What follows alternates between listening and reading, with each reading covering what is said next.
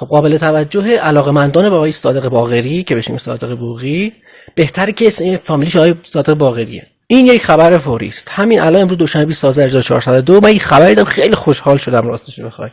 نیروی انتظامی استان گیلان الان به شما نشان خواهم داد. به طور رسمی اعلام کرده است که این آقای صادق باقری نه تنها ایشون بلکه هیچ کس در مربوط به این مسئله جنجال اخیر این ویدیویی که میدونید چیه بازداشت و دستگیر نشده از هیچ کسی.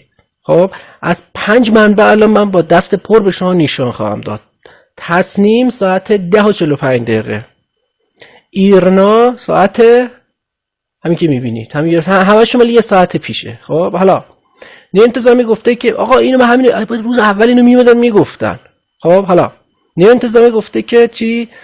این که ایشون گفته شده که بازداشت شده است این در واقع شایعه میباشد. حالا شایعه است هیچی. بعد در واقع فقط به خاطر استدلالش همونی که من روز اول گفتم آقا این در جای در واقع به صورت مختلط اقدام به رفتار خارج از عرف در فضای مجازی کردن. این یعنی استدلالش همون استدلال مسئله بازاره و در صورت در جای نادرستیه. خب و این فقط مربوط به فضای مجازی هست، یعنی اینو رد نکرده، تایید کرده که در واقع همونجوری که میتونید بخونید روی این چیز که بله پیجاشون بسته شده و غیره. بعد حالا اما دستگیر خیر. ببین بررسی کردیم که اصلا همین چیزی صحت نداشته، فقط در چارچوب قانون به افراد هنجار شکنی که تذکر داده شد. خب حالا تذکر داده شد. خب این دقیقه متنیه که اینا منتشر کرده دیگه. بعد حالا آخرش جالبه گفتنی است این فرمانده همواره بر در واقع چیز کرده، همواره بر اقدامات فرهنگی و اجتماعی مناسب با شأن و منظر مردم تاکید داشته. حالا این هیچی، اینو میخواستم بگم. نیروی انتظامی گفته که در واقع درخواست کرده ایم که باز شدن ببین اینها این مال چیه؟ فراروه. من خودم در نمیارم. ببین فرارو کد خبرش هم اینه. کن به نقل از کی؟ مرکز اطلاع رسانی فرمانده انتظامی استان گیلان. در این خط تا آخرش میتونید ببینید که چی؟ در واقع فرمانده انتظامی استان گیلان گفته که برخی از مقام قضایی خب به خاطر برای باز شدن صفحاتشون درخواست شده. درسته؟ من اشتباه نمی کنم که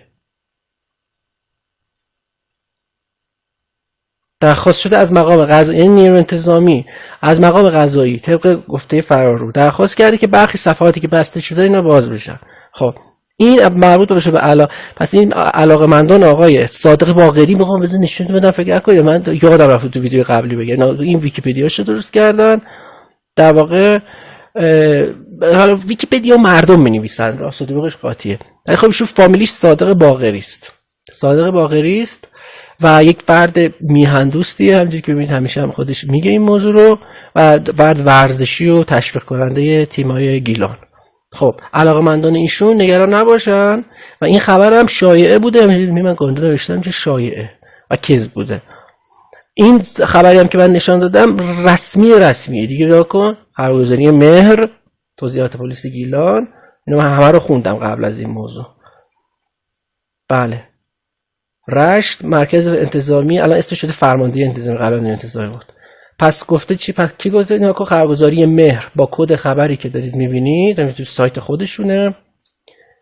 بعد خبرگزاری جمهوری اسلامی ایران استان گیلان، خود ایرنا و تصنیم و فرارو. اوکی. بعد جالب این چیزی که خودش گفتم بعد تکس ببین اینها. پس این چیزی که خود ایرنا چند روز قبل منتشر شده بوده رو الان فرمانده انتظامی تکذیب کرده. الان من خیلی ناراحت شده بودم همین سر این موضوع.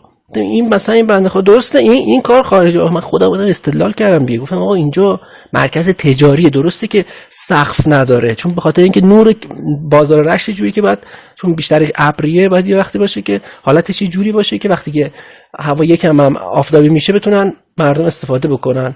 اونجا پیاده رو نیست که مثلا جمع بشن و مثلا برنامه اجرا بکنن و مسائل اینجوری، چون شلوغ میشه. بعد مثلا امکان نظارت توسط اون دستگاهی که باید نظارت بکنن به مسئله بازار سخت میشه.